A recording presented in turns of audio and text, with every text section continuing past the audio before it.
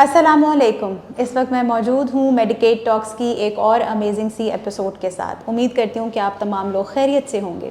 सेहत मेरी और आपकी ज़िंदगी के लिए एक बहुत बड़ा तोहफ़ा है। ना सिर्फ तोहफ़ा है बल्कि ज़िंदगी के हर मोड़ पर अगर आपकी सेहत अच्छी हो, अगर आपकी सेहत आपका साथ दे तो आप बहुत सारे मामलात को बहुत खुश असलूबी से डील कर सकते हैं।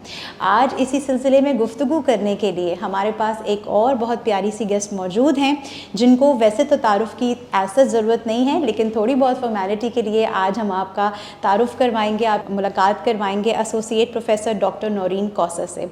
और ये मैंने क्यों कहा कि इनका तारुफ़ की ज़रूरत नहीं है, वो इसलिए क्योंकि पाकिस्तान में रहीम यार ख़ान की पहली ब्रेस्ट सर्जन डॉक्टर नौरीन है और इनके बारे में बहुत कुछ आज हमने जानना है। थोड़ा सा मुख्तलिफ़ तरीके से आज हम इनसे गुफ्तगू करेंगे। ऑफ कोर्स इनकी स्पेशलिटी जिस डोमेन में ये काम कर रही हैं इस हवाले से भी हम बात करेंगे, लेकिन साइड बाय साइड जो आपको मालूम है कि मेडिकेट टॉक्स की एक रीत रही है, हम प्रोग्राम को थोड़ा लाइट वे में भी लेके चलेंगे। प्रोग्राम में वेलकम करते हैं डॉक्टर नौरीन कौसर को और आपके बारे में बताती चलूँ कि आप एसोसिएट प्रोफेसर डॉक्टर नौरीन हैं। ये भी आपको बताते हैं जनाब कि आप MBBS, MCPS, FCPS हैं, journal laparoscopic and breast surgeon भी हैं। शेख ज़ैद मेडिकल कॉलेज रहीम यार ख़ान में अपनी सर्विसेज प्रोवाइड कर रही हैं।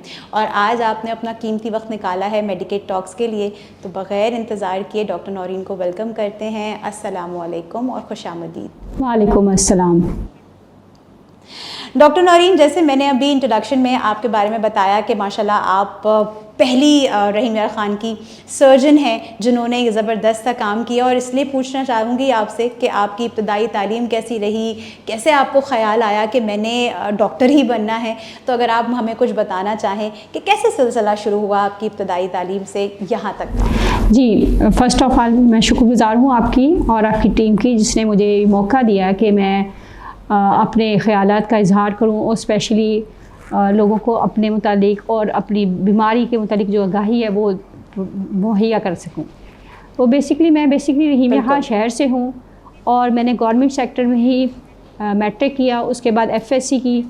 तो क्योंकि फैमिली में मेरी में कोई भी डॉक्टर नहीं था और मेडिकल प्रोफेशन से कोई रिलेटेड नहीं था, तो जब भी डिजीज़ कोई किसी को होती थी, किसी का वास्ता पड़ता था, तो वो बहुत मुश्किल में होता था कि वह कहाँ जाए, किसके पास जाए। स्पेशली फ़ीमेल्स जो हैं उनके लिए मुश्किल होती थी कि वो चाहती थी कि किसी फीमेल को दिखाएं, स्पेशली जैसे किसी को बवासीर है या ब्रेस्ट में कोई इशू है या पेट में भी, तो उन्हें फ़ील होता था कि अब किस तरह हम किसी मेल को अपना कपड़ा उठा के अपनी कमीज़ दिखाएं, अपनी ब्रेस्ट को दिखाएं या पखाने की जगह का मुआयना कराएं। तो इसलिए मैंने मेडिकल प्रोफेशन मेरे सेलेक्ट किया। तो इसके बाद मैं MBBS किया बहावलपुर कायदे आज़म मेडिकल कॉलेज से, और उसके बाद मैंने स्पेशलाइजेशन भी बेसिकली सर्जरी में इसीलिए की कि मेरे पास बहुत से पेशेंट्स आते थे, उनका प्रॉब्लम ये होता है कि जस्ट ब्लीडिंग है, ये ब्रेस्ट में छोटी सी गुठली है जो ट्रीटमेंट की कंडीशंस में होती थी, लेकिन वो सिर्फ ये कि मेल सर्जन है, वो ऑपरेट नहीं कराती थी, बिल्कुल एग्जामिन भी नहीं कराती थी, और even they die with the disease. यानी कि एक पेशेंट है जिसको सिंपल सी ब्रेस्ट में गुठली है, वो सिंपल बायोप्सी कराए, ट्रीटमेंट ऑप्शन जाए और वो बच सकती थी। लेकिन यूजुअली ये होता था कि सिर्फ ये कि हम मेल के पास जाएंगे और वो हमें एक्सपोज करेगा, हमें मुश्किल होगी, तो वो ऑपरेट ही नहीं कराती थी। तो बेसिकली क्योंकि मैं जनूबी पंजाब से हूँ, तो यहाँ पर तो बेसिकली लोग पर्दे का बहुत ज़्यादा ख्याल रखते हैं, और इवन ये सोच के कि हमें मेल डॉक्टर के पास जाना पड़ेगा, वो जाते ही नहीं है। बिल्कुल ठीक है।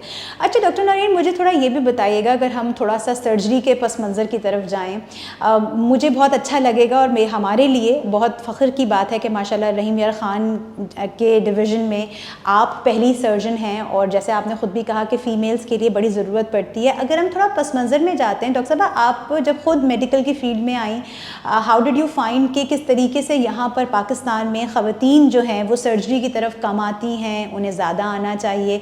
कोई भी ऐसी चीज़ जो आप हमसे शेयर करना चाहें, जो भी आपकी इब्तदाई तालीम या जो भी आपने उसमें महसूस किया, जो आपको आपकी फाइंडिंग्स थी, वो क्या थी? उसमें ये बेसिकली प्रॉब्लम ये है कि सर्जरी एक डिफ़िकल्ट फील्ड है, तो आमतौर पर ये कॉन्सेप्ट होता है कि ये होता है कि फ़ीमेल सर्जन्स ऑपरेट नहीं कर सकती, और हमारे यहाँ एक जनरल मीन्स कॉन्सेप्ट है कि जब भी कोई ऑपरेट होगा तो वो फीमेल नहीं करेगी, मेल करेगा। हालांकि बेसिकली ऐसा नहीं है। सही। इवन कहा जाता है कि गुड सर्जन वो है जिसके पास फीमेल लाइक हैंड हो, क्योंकि फीमेल के हाथ में डेलिकेसी है, जो नफासत फीमेल के हाथ में है वो मेल में नहीं है। लेकिन आमतौर पर ये मिसकॉन्सेप्ट्स हैं। और दूसरा ये कंसीडर किया जाता है कि फ़ीमेल सिर्फ गायनेकोलॉजिस्ट है, वो सिर्फ बच्चे को डिलीवर कर सकती है, अदर सर्जरीज नहीं कर सकती। हालांकि ऐसा कॉन्सेप्ट बिल्कुल भी नहीं है। जब पेशेंट्स को जब ज़रूरत होती है वो फीमेल को सर्च करते हैं। बिल्कुल। और लेकिन ये है कि क्योंकि ये मेल डोमिनेंट इन्वायरमेंट होती है सर्जरी में, इसलिए फीमेल ज़्यादा चूज़ करती हैं गायनी या अदर डिपार्टमेंट्स में, क्योंकि उनका इन्वायरमेंट ईजी होती है। True, very true. अच्छा डॉक्टर साहब, क्योंकि हम गुफ्तगू कर रहे हैं इस वक्त ज़रा फ्रॉम द बिगिनिंग कि डॉक्टर नौरीन का आगाज़ कैसे हुआ, अगेन मैं चाहूँगी कि हम थोड़ा सा अगर हम पीछे टाइमलाइन में जाते हैं और डॉक्टर नौरीन से मैं पूछूँ, डॉक्टर साहब आपकी जो स्कूलिंग थी या आप जब यूनिवर्सिटी कॉलेज गई, कैसा रहा वो सफ़र, अगर आप हमें मुख्तसरन बताना चाहें। क्या आपने बचपन से ही सोच लिया था कि मैं बड़े होकर डॉक्टर बनूंगी, जैसे हमारे यहाँ अमूमी तौर पर ये बता दिया जाता है कि बस या तो लड़की ने टीचर बनना है या फिर उसने डॉक्टर बनना है, तो डॉक्टर नौरीन का पस मंज़र क्या था कि मैंने बड़े होकर क्या बनना है? अच्छा, मैं बचपन से, जैसे आप कहते हैं कि मेडिकल प्रोफेशन मेरी चॉइस नहीं थी, ये एक्चुअली ये चॉइस जो हुई टाइम के साथ साथ आप अपनी एनवायरनमेंट को देखते हुए आपको महसूस हुआ कि ये ज़रूरत है। एक होता है एज अ पर्सन चॉइस, वो पर्सन चॉइस नहीं है, ये आप देखते हैं कि आपके एनवायरनमेंट में आपकी फीमेल्स को कहाँ पर ज़रूरत है, क्योंकि आप ये देखते हैं कि आप एज ए ह्यूमन बीइंग अपने के लोगों को क्या बेनिफिट देते हैं। तो मेरे ख्याल में सबसे बेनिफिशियल फील्ड ये था जिसमें आप लोगों को सर्व कर सकते हैं। क्योंकि एक होती है पर्सनल चॉइस, पर्सनल लाइकिंग है जी, एज अ पर्सनल लाइकिंग मैं may be fine arts choose करती हूँ, ठीक है, लेकिन क्योंकि is a noble profession, medical profession, और एज अ सर्जन आप ज़्यादा क्रिएटिव काम करते हैं, तो क्रिएटिव काम करना और हीलिंग करना ये सबसे ज़्यादा इंजॉयबल है, खुशी देता है, और आपको दीनी और दुनियावी दोनों लिहाज से आप अच्छा फील करते हैं। बिल्कुल सही। अच्छा डॉक्टर साहब, ज़िंदगी में माशाल्लाह आप का एक सफ़र गुजरा है, चाहे वो आपका तालीमी सफ़र हो, फिर ऑफ कोर्स पेशेंट्स के साथ एंड एवरीथिंग, कोई एक ऐसा मशवरा जो आप हमारे साथ शेयर करना चाहें जो आपको मिला हो और आपको लगा हो कि ये बहुत अच्छा और कारामद मशवरा था जिसने मेरी ज़िंदगी संवार दी, एनीथिंग जो आप शेयर करना चाहें? ये इस मेडिकल प्रोफेशन में बेसिकली जब मैंने ज्वाइन किया तो उसमें मेरी चॉइस ये थी कि मैं गायनी या सर्जरी में जाऊँ। तो उसमें सबसे पहले मेरे भाई ने मुझे सपोर्ट किया, उन्होंने कहा कि फ़ीमेल को सर्जन्स बनना चाहिए क्योंकि फ़ीमेल की रिक्वायरमेंट्स हैं। फिर मेरे टीचर्स थे, जो मेरे सीनियर्स थे, उन्होंने मुझे गाइड किया, स्पेशली मैं अपने प्रोफेसर साहब जो तारिक रेहान साहब हैं उनका शुक्रगुजार हूँगी। उन्होंने हमेशा मुझे इसमें सपोर्ट किया कि फ़ीमेल्स को ज़रूरत है सर्जरी के लिए, और फीमेल हमेशा सर्च करती हैं कि कोई फ़ीमेल सर्जन आए, तो आपको इसमें जाना चाहिए। तो इसमें और भी मेरे बहुत सारे कोलीग्स हैं जो सपोर्टिव रोल है उनका, क्योंकि ये एक टीम वर्क होता है। जब एक सर्जन बनता है तो वो अकेला नहीं बनता, बेसिकली उसकी एक टीम होती है जो उसकी ग्रूमिंग करती है, और इस ग्रूमिंग में बहुत सारे लोगों का रोल है। बिल्कुल सही। अच्छा डॉक्टर साहब, माशाल्लाह आप जिस पेशे से हैं, जैसे आपने ख़ुद भी कहा, आप हज़ारों लाखों लोगों को सर्व कर रही हैं बीमारियों के हिसाब से, हीलिंग्स के हिसाब से, जिसके ऊपर डेफिनेटली हम आगे भी बात करने वाले हैं। कोई एक ऐसी दिलचस्प चीज़ जो आप हमसे शेयर करना चाहें जब आप सर्जरी में आ गई, क्योंकि बहुत सारी हमें स्टूडेंट्स भी देख रहे होते हैं, बहुत सारी ऐसी ख़वातीन या लड़कियां हमें देख रही होंगी, बच्चियां देख रही होंगी जो शायद सोचती होंगी कि हम भी जा सकते हैं, लेकिन कहीं ना कहीं कन्फ्यूजन होता होगा। तो कोई भी ऐसा दिलचस्प अब कोई वाक़या, कोई बात जो आपको लगता है कि अनम यही मेरी फील्ड में रहते हुए मैं बहुत इसको एंजॉय करती हूँ काम के साथ साथ, वो क्या है? अच्छा, वो सबसे जो ये वैसे तो यूजुअल इवेंट है वो ये है कि जब हम ऑपरेट करते हैं या तो अक्सर स्टूडेंट्स इवन जो पेशेंट्स हैं वो ये पूछते हैं कि डॉक्टर साहब आप अकेले ऑपरेट कर लेती हैं, आपको डर नहीं लगता क्या, आप को कैसा लग रहा होता है, हाउ आप इंसिजन कैसे दे लेते हैं? तो वैसे तो आप कभी चूंटी भी नहीं मारते, तो हम कहते हैं कि ये हमारा, हम एक चीज़ तख्लीक के करने में है, बेसिकली हम कंस्ट्रक्टिव काम कर रहे हैं, डिस्ट्रक्टिव नहीं कर रहे। जब आप किसी चीज़ को तामीर कर रहे होते हैं या कंस्ट्रक्ट कर रहे होते हैं तो उसमें आपको खुद ब खुद मोटिवेशन आ जाती है। तो इसलिए बेसिकली जो है वो हमारे स्टूडेंट्स, बाकी लड़कियां जो हमारे पास अंडर ग्रेजुएट आते हैं, वो बार बार ये पूछते हैं मैडम आपने गायनी क्यों नहीं चूज़ किया, why you are going for surgery. Basically वो यही है कि आपको इसमें खौफ नहीं आता, तो इसमें ऐसी बात नहीं है, क्योंकि आप जब एक चीज़ को क्रिएट कर रहे हैं या उसको इम्प्रूव कर रहे हैं तो फिर खौफ नहीं होता, फिर आपको इंटरेस्ट आता है, क्योंकि आपको एक पॉजिटिव रिस्पांस मिल रहा होता है। बिल्कुल सही। अच्छा डॉक्टर साहबा, एक सवाल थोड़ा टॉपिक से हट के भी हम ज़रूर करना चाहेंगे, और ये यूजुअली मैं अपने सारे गेस्ट के साथ करती हूँ कि बिलफर्ज आप डॉक्टर ना होती तो फिर आप कौन से किसी और प्रोफेशन को चूज़ करती? जैसे मैंने आपको कहा ना कि मुझे कंस्ट्रक्टिव और क्रिएटिव काम अच्छा लगता है, तो मैं फ़ाइन आर्ट्स में जाती। मुझे चीज़ों को अच्छा देखना है, जैसे इंटीरियर डिज़ाइनिंग है या बाहर आप कहते हैं कि आपका एनवायरनमेंट बहुत अच्छी नज़र आए, वो मुझे चीज़ों को पॉजिटिव देखना पसंद है, अच्छा खूबसूरत नज़र आना। ठीक है जी। अच्छा डॉक्टर साहब, थोड़ा सा हम आपके डोमेन पे भी बात करना चाहेंगे। बेसिकली हम हर तरफ सुनते हैं ब्रेस्ट कैंसर के इनसाइट्स को लेकर बातें, और पाकिस्तान में भी और दुनिया भर में भी ये अब एक ऐसी बीमारी है जिसका यकीनन इलाज तो है, लेकिन अभी भी लोगों को उसकी तशख़ीस होने तक बहुत टाइम निकल जाता है। तो हमने सोचा कि क्योंकि आज आप हमारे साथ मौजूद हैं तो हम थोड़ी सी होप और हीलिंग्स की बात करें कि खुदा न ख्वास्ता अगर हमारे मुल्क की, हमारे शहर की या दुनिया भर में किसी भी जगह की औरत को ब्रेस्ट कैंसर डायग्नोज हो जाता है, तो क्या होप और हीलिंग साइमल्टेनियसली दोनों चीज़ें चली जाती हैं, और अगर नहीं जाती तो फिर उसके ट्रीटमेंट क्या हैं, किस तरीके से हम उसको ट्रीट कर सकते हैं? अनफॉर्चुनेटली पाकिस्तान में रहते हुए लोगों को अभी तक इस बीमारी की, मुझे ऐसा महसूस होता है, प्रॉपर आगाही नहीं है। तो डॉक्टर साहब, थोड़ा सा हम इंसाइट्स आपसे जानना चाहेंगे, ताकि आप हमारे साथ मौजूद हैं तो आपसे बेहतर हमें कोई और नहीं डिस्क्राइब कर सकता। पहला सवाल अगर मैं आपसे पूछूँ तो वो ये है कि ब्रेस्ट कैंसर जो बेसिकली है वो डॉक्टर साहबा है क्या, और वो पाकिस्तान में ही इतना आम क्यों है? हम क्यों ये सुनते हैं कि हर दूसरी तीसरी औरत जो है वो कहीं ना कहीं ब्रेस्ट कैंसर से डायग्नोज हो जाती है? Why is that so? जब फर्स्ट ऑफ ऑल जो है, एक तो इनके आम आदमी के लिए ये है कि ये असल में ब्रेस्ट की जो है पूरा साल में जो फीमेल है उसकी ब्रेस्ट में चेंजेस आती हैं जी। जब वो तब्दीली आते में कुछ खुलियात जो है गैर ज़रूरी और तेज़ी से फैलना शुरू हो जाए तो वो एक गुठली की शक्ल बना देते हैं। सही। अब वो उनकी जो ग्रोथ या जो बढ़ने का फेज़ है, अगर वो अनकंट्रोल है, जैसे एक आम आदमी के लिए हम कहते हैं ना कि जैसे आपने दरख्त लगाया तो उसके साथ आकाश बेल है और वो जो है बेसिक दरख्त को खा जाती है।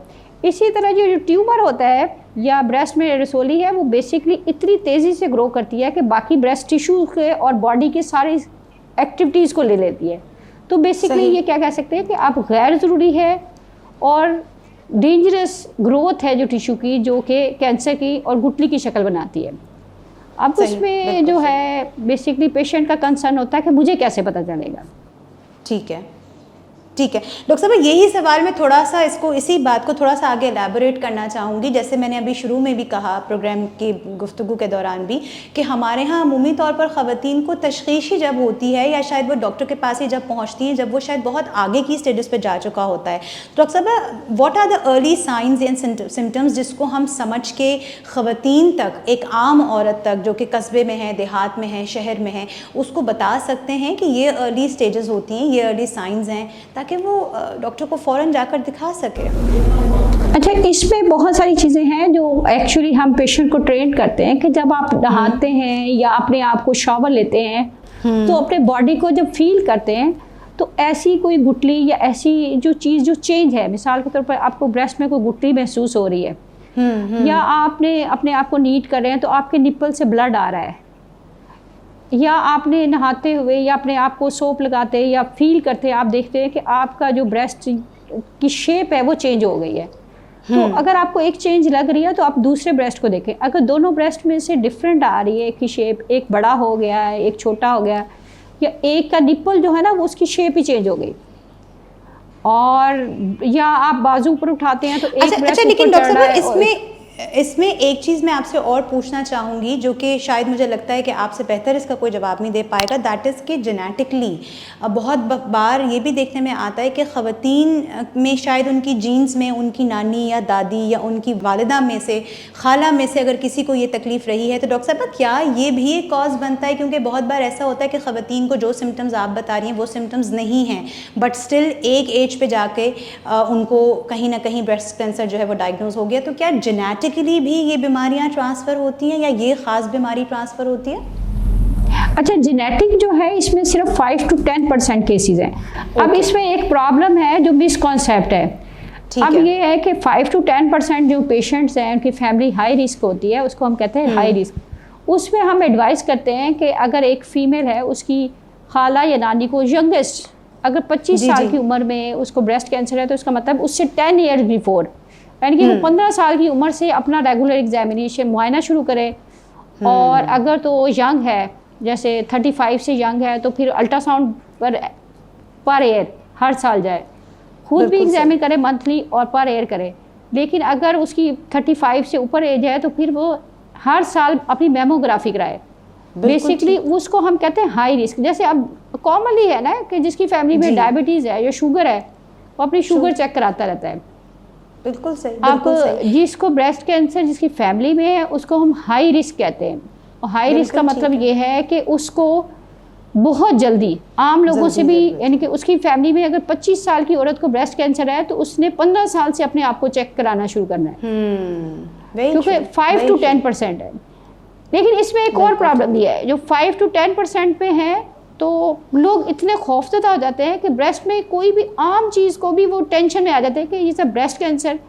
तो हम ये कहते हैं कि ज़्यादा टेंशन से बेहतर है कि आप किसी एक्सपर्ट से ओपिनियन ले लें, ताकि आपका अनड्यू टेस्टिंग, अनड्यू वो वरी में ना जाए, अनड्यू मेडिसिन में ना जाए। बिल्कुल ठीक है। अच्छा डॉक्टर साहब, क्योंकि हम पाकिस्तान की स्पेशली बात कर रहे हैं और अगर हम मेनली पाकिस्तान को स्पेसिफाई करें तो मेरा एक बड़ा ही आप समझ लीजिए कि बहुत ही इम्पॉर्टेंट सवाल है ये कि पाकिस्तान में अब हम जब देख रहे हैं कि हर दूसरी या तीसरी औरत जो है वो ब्रेस्ट कैंसर का शिकार है, तो उसमें कौन कौन सी ऐसी लेटेस्ट एडवांसमेंट्स हैं, कौन कौन से ऐसे लेटेस्ट ट्रीटमेंट्स हैं जो कि अब डॉक्टर्स कर रहे हैं, और शायद वही कहीं ना कहीं, जैसे हम आज बात भी कर रहे हैं होप एंड हीलिंग की, तो शायद आपकी बताई हुई कोई बात उन तमाम ख़वातीन के लिए उम्मीद भी हो जाए और कहीं ना कहीं हीलिंग का काम भी करे कि अब पाकिस्तान में भी ऐसे ट्रीटमेंट्स मौजूद हैं। तो डॉक्टर साहब थोड़ी सी ज़रा मुझे इसकी लेटेस्ट एडवांसमेंट और ट्रीटमेंट के बारे में भी बताइएगा, अब पाकिस्तान में इसका कैसे ट्रीट किया जा सकता है बेहतर अंदाज में। अच्छा, सबसे पहले तो ये एक कॉन्सेप्ट था कि फीमेल्स में कि जैसे ही मुझे ब्रेस्ट डायग्नोज होगा कैंसर, या तो मेरी ज़िंदगी ख़त्म हो जाएगी या मेरी ब्रेस्ट काट दी जाएगी। सही। अब सबसे पहले तो ये बात है कि इतनी अच्छी ट्रीटमेंट ऑप्शंस हैं कि पेशेंट की लाइफ को तो ख़तरा नहीं है, ज़िंदगी को ख़तरा नहीं है। दूसरा है ब्रेस्ट।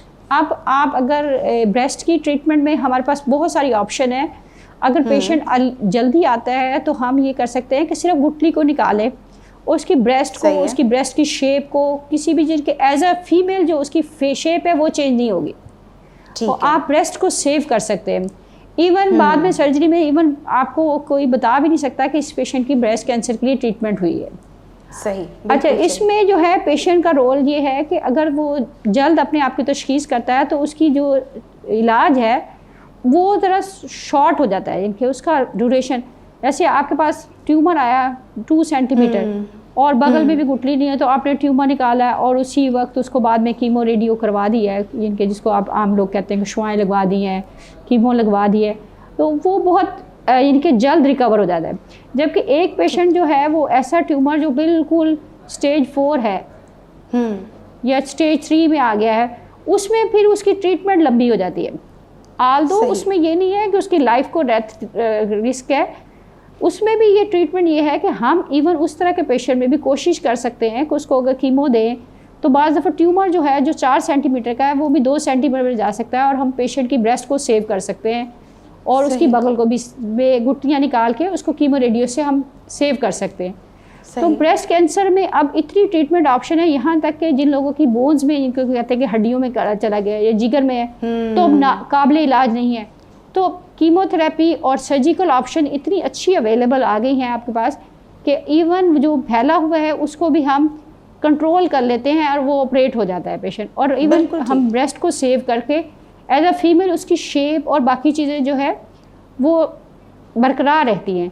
हाँ, जो कुछ ट्रीटमेंट में प्रॉब्लम आते हैं जैसे हेयर लॉस है वो कुछ अर्से के बाद रिकवर हो जाता है। बिल्कुल ठीक, बिल्कुल ठीक। अच्छा डॉक्टर साहब, एक सवाल जहन में और उभरता है, हम पाकिस्तान में अमूमी तौर पर ये देखते हैं कि लोगों के अंदर थेरेपी का, काउंसलिंग का, मेंटल हेल्थ का ऐसा रिवाज नहीं है। जब कोई खातून किसी ऐसी बीमारी से गुजरती है तो ऐसे में घर वालों को बजाय कि उसकी हिम्मत बंधाने के, अगैन कहूँगी उसको होप और हीलिंग्स की तरफ ले जाने के, वो कम्प्लीटली जो है वो औरत को बिल्कुल एक साइड पर कर दिया जाता है। ऐसे में डॉक्टर साहब आप क्या सजेस्ट करती हैं, आपके पास जब पेशेंट्स पेशेंट्स आते हैं कि मेंटल हेल्थ और काउंसलिंग या गुफ्तगू करना या अपनी तकलीफ़ का कथारसिस करना, how important it is?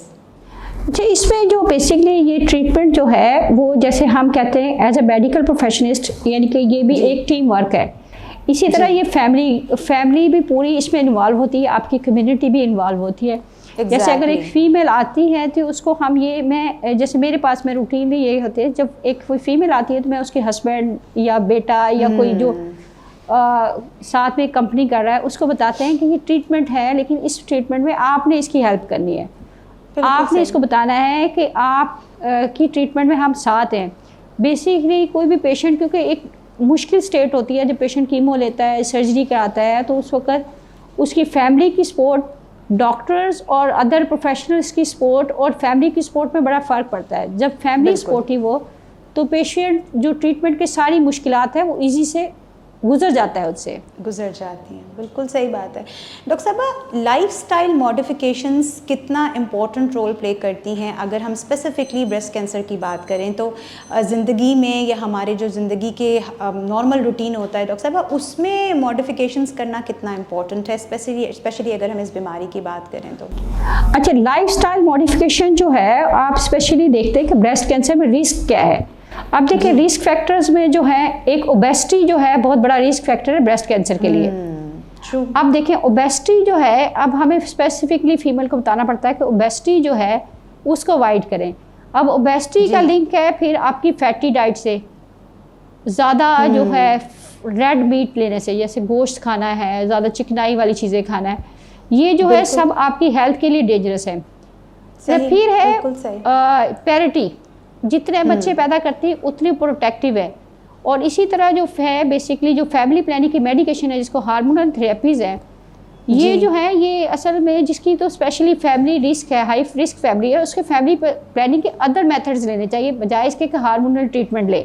True, बिल्कुल सही। और आपके जो है लाइफस्टाइल में ब्रेस्ट फीडिंग बहुत प्रोटेक्टिव रोल है। तो बेसिकली आप ये देखिए ना कि आपकी डाइट से लेके आपकी बॉडी वेट और ऑल द लाइफस्टाइल जो है वो मॉडिफाई करता है ब्रेस्ट कैंसर्स को। बिल्कुल। और फोर्थ जो है इसमें सबसे इम्पोर्टेंट चीज़ है अपने आप को इम्पोर्टेंस देना। अब हर फीमेल अगर आपने आप को इम्पोर्टेंस दे, अपने आप को चेक करे, अपना एग्जामिनेशन करे, तो अगर कोई प्रॉब्लम आता भी है तो अर्ली वो जाएगी ट्रीटमेंट में, तो अब बेहतर उसका रिस्पॉन्स आएगा।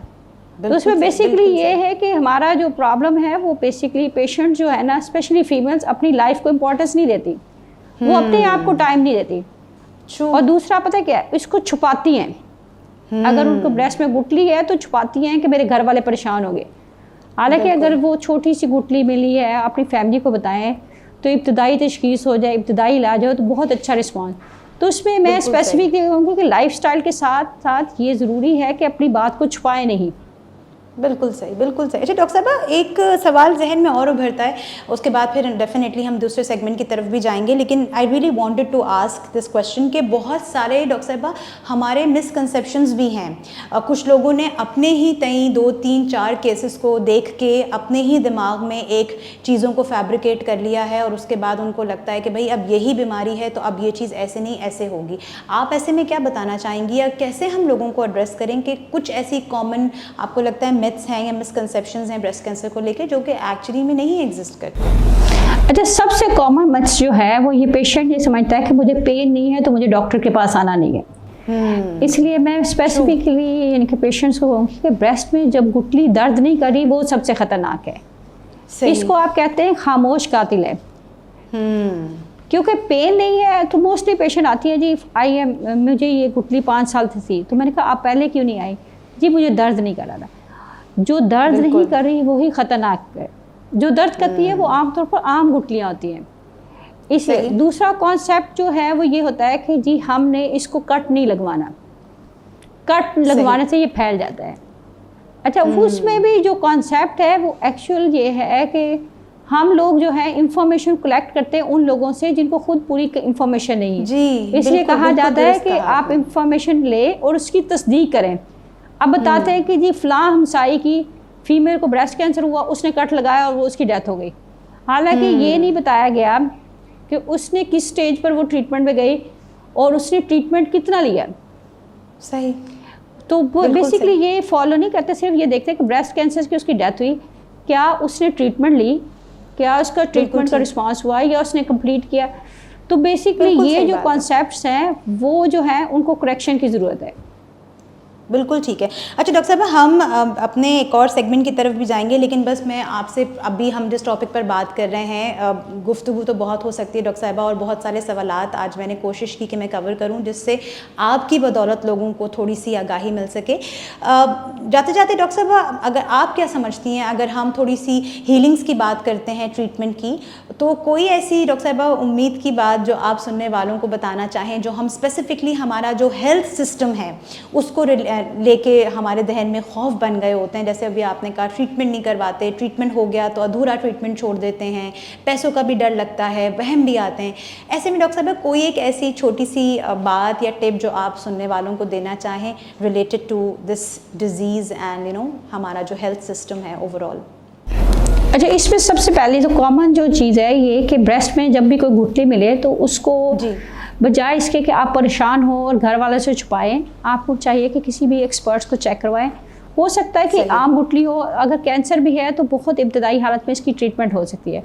दूसरा जो मैं कंसर्न हूँ वो लोगों से कि जो स्क्रीनिंग है या अर्ली डिटेक्शन है वो ज़्यादा हेल्प करती है, बजाय इसके कि हम स्टेज 1 के ट्यूमर को ट्रीट करना बहुत ईजी है बनिस्बत इसके कि स्टेज 4।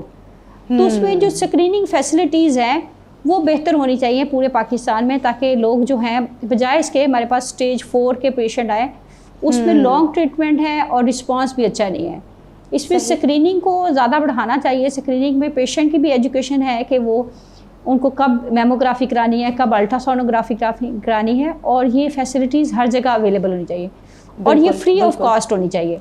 क्योंकि बहुत सारी जगहों पर जब पेशेंट को ये बताते हैं कि आपने मेमोग्राफी करानी है या आपने 2 ईयर्स के बाद ये इधर जाना है, तो फिर पता चलता है कि जैसे अब रहीमिया खां में है तो पेशेंट सोचता है अच्छा ये कितने का टेस्ट है, कितनी कॉस्ट पड़ेगी। तो ये screening test free of cost होने चाहिए। बिल्कुल बिल्कुल सही बात है। डॉक्टर नौरीन, आपने तो बहुत खूबसूरत अंदाज में और बहुत ही सहल अंदाज में आज के टॉपिक को कवर करने की पूरी कोशिश की, और अब हम जिस सेगमेंट की तरफ चलेंगे डॉक्टर साहब वो मेरा बहुत फेवरेट है और हम अपने सारे गेस्ट से करते हैं, थोड़ा सा ज़रा लाइट मोड का है, और आई एम श्योर कि आपसे आज तक इंटरव्यू में किसी ने ऐसे सवालात नहीं किए होंगे। इसको हम कहते हैं रैपिड फायर। डॉक्टर साहब आपसे जो जो सवालात मैं करना शुरू करूँगी, आपने मेक श्योर करना है कि बस आप एक ही किसी जुमले में या सेंटेंस में जो है वो उसका जवाब दें। जैसे कि अगर मैं आपसे पूछूं कि मोस्ट चैलेंजिंग पार्ट क्या है बीइंग अ डॉक्टर, वो क्या है? बेसिकली फैमिली और प्रोफेशन को बैलेंस करना, जिसे हम वर्क लाइफ बैलेंस भी कहते हैं। Very true. डॉक्टर साहबा आपकी अगर मैं पूछना चाहूँ तो फेवरेट मेडिकल बुक होगी या फिर सोशल मीडिया प्लेटफॉर्म होगा? एक ही जवाब देना है आप। मेडिकल बुक होगी। अच्छा डॉक्टर साहबा, बहुत ही ज़्यादा जिसे हम कहते हैं ना most satisfying part of being a female doctor, what is that? जब पेशेंट कहते हैं कि बाजी आपकी वजह से हमें तसल्ली मिली और हमारे पर्दा बच गया, तो बहुत सेटिस्फाइड रहती हूँ। That's very nice. डॉक्टर साहबा आपकी favourite hobby apart from practising everything, इसके अलावा? जी बेसिकली मुझे गार्डनिंग शौक है, पौधे लगाने का, फूल। और क्या बात है, ज़बरदस्त। डॉक्टर साहबा स्क्रब्स या फिर वाइट कोट्स, आप किसको चूज़ करेंगी? स्क्रब। अच्छा डॉक्टर साहबा फेवरेट तरीका क्या है आपका जब आपकी सर्जरी सक्सेसफुल हो जाती है, तो डॉक्टर नौरीन का फेवरेट तरीका क्या है सेलिब्रेट करने का, उसको जो आप हमेशा करके आप बहुत इंजॉय करती हैं? ओके, बेसिकली हम अपनी जो टीम है उसके साथ सेलिब्रेट करते हैं, कोई खाना या कोई इस तरह की इंजॉयमेंट्स कर लेते हैं या केक शेक्स। और डॉक्टर साहबा अभी तक की आपकी माशाल्लाह जो जर्नी रही है उसमें सबसे अमेजिंग सर्जरी जो आप हमसे शेयर करना चाहें, जिसमें आपको लगा हो कि वाकई मैंने इसमें ये बड़ी कॉम्प्लिकेटेड थी and I performed really well, वो कौन सी है? सर्जन से ये पूछना बहुत मुश्किल है क्योंकि सर्जन के लिए सभी अमेजिंग होता है। बिल्कुल ठीक है, बिल्कुल ठीक है। अच्छा डॉक्टर साहबा, कोई ऐसी फ़नीएस्ट, वैसे तो आई एम श्योर होती होंगी, क्योंकि जैसे हम प्रोग्राम्स भी करते हैं और मुझे लगता है कि जितना इंसान रियल रहता है उतना ज़्यादा खूबसूरत लगता है। तो डॉक्टर साहबा, सर्जरी के दौरान भी, जैसे हमारे प्रोग्राम्स के दौरान हमसे भी बहुत सारी फ़नी चीज़ें हो जाती हैं, ऐसे आई एम श्योर डॉक्टर साहबा जब आप सर्जरी के लिए जाती होंगी तो कोई ऐसी फ़नी चीज़ जो आपको याद रह गई हो कि ये थिएटर में हो गई थी? अच्छा, वो बेसिकली ये होता है कि जैसे मैं बहुत टॉकेटिव हूँ तो बाज़ दफ़ा पेशेंट कहते हैं कि बाजी आप ऑपरेशन ज़्यादा कर रही हैं, बातें कर रही है, तो देयर वाज वेरी अमेजिंग। तो क्योंकि हम बेसिकली पेशेंट की अटेंशन डाइवर्ट करने नहीं कर रहे, तो वो उनको लगता है कि शायद इनके हम अपने काम पर कंसंट्रेट नहीं कर रहे। तो समटाइम एज अंडर, जैसे एनेस्थीसिया स्पाइनल है ना, तो उसमें पेशेंट कॉन्शियस होता है, तो हमें ये होता है कि पेशेंट की अटेंशन डाइवर्ट हो जाए, तो हम बातें करते हैं उनसे ताकि वो उसका कंसंट्रेशन ना आए, तो उनको ये लग रहा होता है कि शायद बातें कर रही हैं, ऑपरेशन की तरफ नहीं देख रही हैं, हालांकि हम पेशेंट की टेंशन डाइवर्ट कर रहे थे। सही सही सही। डॉक्टर साहब, मॉर्निंग वॉक या रात की walk? Night walk. Night walk, क्या बात है, ज़बरदस्त। डॉक्टर साहब, एक कोई ऐसा इंस्ट्रूमेंट सर्जिकल जो आपको लगता है कि अगर बात करता होता तो आपके ख्याल से वो कौन सा सर्जिकल इंस्ट्रूमेंट है जो बात करता होता? और ये भी बताएं क्या बात करता वो? बड़ा अच्छा क्वेश्चन है ये, इसलिए मैं ज़रा एलैबोरेटेड करके पूछ रही हूँ। Surgical blade. Okay, and doctor साहब वो क्या बात करता? कि मैं हीलिंग के लिए हूँ, डिस्ट्रक्शन के लिए नहीं हूँ। बिल्कुल ठीक है, बिल्कुल ठीक है। Thank you so much doctor Naureen, आपने अपना कीमती वक्त हमें दिया और मुझे बहुत अच्छा लगा आपसे गुफ्तगू करके। बहुत कुछ ऐसी बातें थीं जो शायद हम सबको सुनना बहुत ज़रूरी थी, बहुत कुछ सीखा भी, एंड आई एम श्योर कि हमारी ऑडियंस को भी आज का प्रोग्राम पसंद आएगा। आपके आने का बेहद शुक्रिया, हमारे साथ होने का बहुत शुक्रिया। मैं भी शुक्रगुजार हूँ आपकी और आपकी टीम का, जिससे मुझे मौका दिया कि लोगों के साथ मैं अपने जो है इम्पोर्टेंट मैसेज जो है वो शेयर कर सकूँ और मेरी वजह से इंसानियत को जो फ़ायदा है वो मिल सके। थैंक यू, शुक्रिया। उम्मीद करते हैं हम आपको हमारा आज का प्रोग्राम पसंद आया होगा। मेडिकेट टॉक्स की हमेशा कोशिश होती है कि आपके लिए बेहतर से बेहतर प्रोग्राम लेकर आएँ, मुनफरिद प्रोग्राम लेकर आएँ, और उन प्रोग्राम्स में सिर्फ हम लाइट गुफ्तगू ना करें बल्कि उन प्रोग्राम्स को सुनने के बाद कुछ ना कुछ अच्छा और बेहतर सीख के ज़रूर जाएँ। इंशाल्लाह आपसे मुलाकात होगी एक और अमेजिंग से टॉपिक के साथ। अपना और अपने प्यारों का बेहद ख्याल रखिएगा। अल्लाह हाफ़िज़।